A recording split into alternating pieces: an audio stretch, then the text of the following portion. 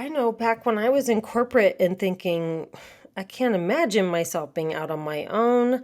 Look at that person. She tried it, didn't work for her. We look for evidence to prove our fears to be true, to prove that the worst case scenario is what would happen to us.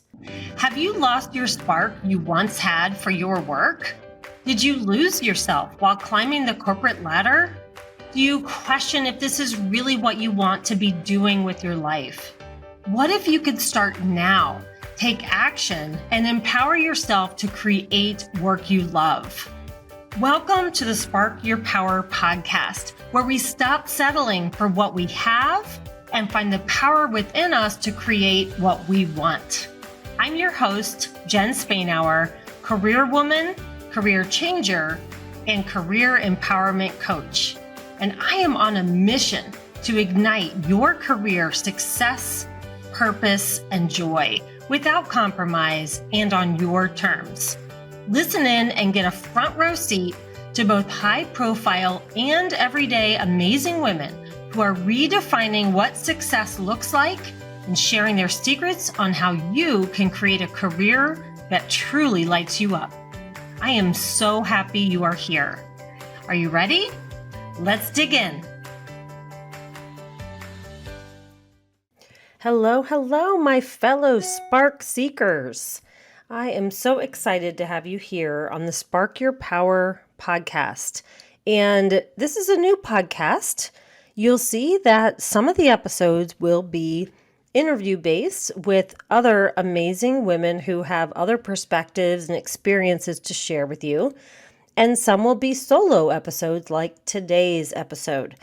So today I would love to share with you some thoughts around a pretty big question related to career that I grappled with for a long time. And pretty sure that some of you out there might also be wondering this. The question is, what was I meant to do and why am I not doing it? What was I meant to do? I am a true believer that each of us have different gifts and talents and different zones of genius, and that means that we are suited for certain types of work. And when I was in my corporate job, while I really enjoyed many aspects of it, I started to really feel like I don't think this is what I was meant to do with my talents. And I asked myself this question frequently. What was I meant to do? And I went through a lot of different possibilities, and I ultimately made the career leap into becoming a career coach. And I think that's why it's so important for me to help others who are struggling with this same question to try to help you figure that out for yourself, because you have an impact you're meant to make in this world. So when we're not doing the thing we feel like we were meant to do, we can kind of feel that unfulfilled feeling, that, going through the motions feeling. Maybe you feel stuck. And instead, you just really want to feel like you're in flow. And when you're doing what you're meant to be doing, you're in flow. And everything goes just so much smoother. You're more confident and you're enjoying the work you're doing more. So how do we figure that out? How do we find that? So that's what I want to talk to you about today in 3 steps to help you get there. So the first step is to get off the treadmill. I know it sounds funny, but I'm a visual person and I think about metaphors a lot. And in my high stress corporate job at a very high profile company, we had a health club, like a workout room at the top of the building, and there were treadmills up there, and I would go up there sometimes when I needed to get in a workout. And I started to feel like my job was a metaphor for that, because it was the treadmill that never stopped. Even when I thought that at the end of the planning season, I'd get to take a break, there'd be a breather soon, we get through this challenging time and we'd have a little break, it never came. That treadmill, and it wasn't just work, it was life too. I had young children at the time. So it was just this constant running on that treadmill. So, of course, I had no time to think about what was I meant to be doing. I had no energy to create my future because I just couldn't stop the treadmill. And the thing is, when we're in that mode, we're really not paying any attention to our inner compass, our North Star. We're not remembering why we even started in that job in the first place. So, number one is really pausing the treadmill, even if it's only for a weekend, ideally longer, pausing the treadmill to start really reflecting on the things that matter most to you and what you really want to have an impact on in this world. And I personally love doing this with getting away for a weekend. I will schedule my own business retreats just with myself to work through my business, but I also lead women through this kind of thing on a retreat weekend getaway where they just get away from all the responsibilities of the day-to-day life and truly just get quiet, just relax into listening to yourself and getting back in touch with yourself. So pausing the treadmill is definitely a critical step to remembering who you are, what you want, and what's important to you. Then the second thing is about how we see our options. So often we only see what we know. That makes sense. We're surrounded often by other people who work in the same industry we do, have similar lifestyles we do. If we get called by a headhunter, they're looking for people for the same kind of jobs that we do. So we end up with these blinders on. So number two in figuring out what it is you're meant to do is taking the blinders off. So I have this visual in my head of the race horses. My husband is from Louisville, Kentucky, home of Churchill Downs, and the race horses are made to wear these blinders, these covers over their face that blind their eyes to only be able to focus on what's ahead and ahead only. And that makes sense for them because they are trying to just keep them focused on crossing that finish line. And we're often like that in our day-to-day lives. We're just trying to cross that finish line of getting to Friday, getting to the weekend, and before we know it, another month, another year, another decade has gone by. So I think that what stops a lot of people from exploring or even giving themselves the luxury to consider what they were meant to be doing is that they just don't see anything beyond what they're used to, what's in front of them. So with this, the real thing is, are you creating opportunities to be around new people, new experiences, people whose lives are quite different than yours? Because guess what? There are many ways of making a living, and there are many different types of jobs and lifestyles out there, and we just don't know what we don't know. I remember when I left my corporate job and I suddenly had all this flexibility during my work days. So I would go to this 10 a.m. yoga class at the health club that I thought, oh, this will be perfect. No one will be there. And imagine how surprised I was when the class was full every week. And I was thinking, who are these people? How nice that they don't have to work. Must be nice. I just assumed that they must all be stay-at-home moms or women who don't have to work. But what I realized is that there are just a lot of different people there. They might be business owners who have flexibility in their schedule. There might be people who have not the typical corporate schedule. And I realized that there's a whole other group of people out there with different sorts of jobs, careers, and lifestyles.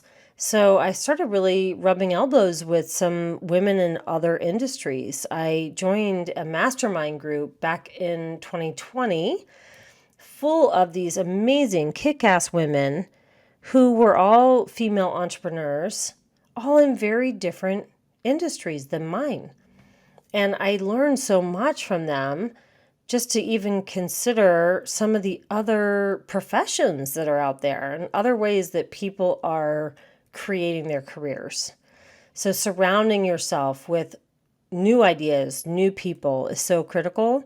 And, we need to have some breaking from our limitations in order to get beyond those constraints that kind of keep us in the same box all the time.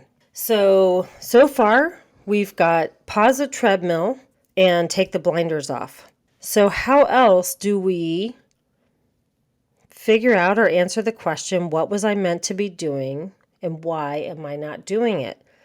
This third one is a little bit more about why am I not doing it? It's slaying the procrastination dragon and taking action. So we can talk and talk and talk about other things we might do or how we don't like what we're currently doing. But if we're just talking and we're procrastinating and we're not taking any action at all, then we're not getting anywhere with it. So let me just remind you, this is your one life. There is no dress rehearsal. This is it. And I will say from my own personal experience that a decade can fly by before you know it. And the longer you're tolerating something that is not really lighting you up, you're just wasting precious time. One of the biggest regrets of the people who are dying, and this comes from the book called Top 5 Regrets of the Dying, is that they weren't able to do what they really wanted to do. They didn't have the courage to really live the life they wanted to live. And so there were all these regrets. And I'm sorry that that's a morbid thought, but I also want it to be a wake-up call that, there's no time better than now to get started. So what's really holding you back? Is it imposter syndrome? Maybe it's that you feel like you couldn't do anything other than what you've been trained to do, and you're thinking of it very narrowly, and you're not imagining that those skills could transfer anywhere else. And that imposter syndrome is super, super convincing and strong and helps us or makes us think that we're stuck where we are. Maybe it's lack of clarity. You just don't even know where to begin. You don't know what else you could possibly do. Maybe it's just time. I mean, I know everyone is so busy, and when I was on that treadmill, I had no time, let alone energy, to be thinking about these things. So maybe that's what's causing you to procrastinate. It could also be that you think it's too late. You've put too many years into this current path you've been down, this career you've invested in. And now you're just beyond the stage. Maybe you think the window is closed on that opportunity. And all of this is rooted in fear. Fear of change, fear of anything out of the comfort zone that you're uncertain about. And that makes sense. Of course, you're uncertain. And therefore, you're going to want to shrink back to what you know. And it's the devil you know versus the devil you don't. What fear is false evidence appearing real. So you actually end up looking for evidence that supports your fear. So I know back when I was in corporate and thinking, I can't imagine myself being out on my own. Look at that person. She tried it, didn't work for her. We look for evidence to prove our fears to be true, to prove that the worst case scenario is what would happen to us. And that is just not the case.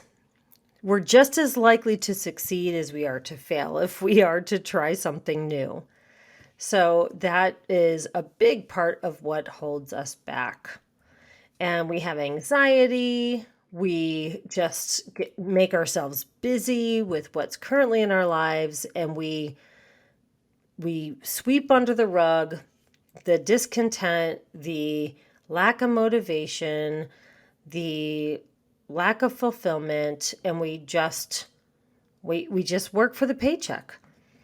And at some point, again, especially I feel like as we get older and we want to actually do something that matters in this life, it's this little tug that we keep feeling like, what was I meant to be doing? There must be something more than this. So I want to share a quote with you that has been pretty inspirational for me as I think about this. And it says, the person you will be in the future is based on everything you do today. The people you surround yourself with, the information you take in, and the actions you take. So my question to you is, what are you doing today to shape your future? What are you doing differently that will create a different future? If you're unfulfilled now and you're not taking any action and you're not doing anything different, what makes you believe that you'll feel any better a year from now? Your actions are critical, and actually we gain clarity by taking action. It's just about trying things, getting more information.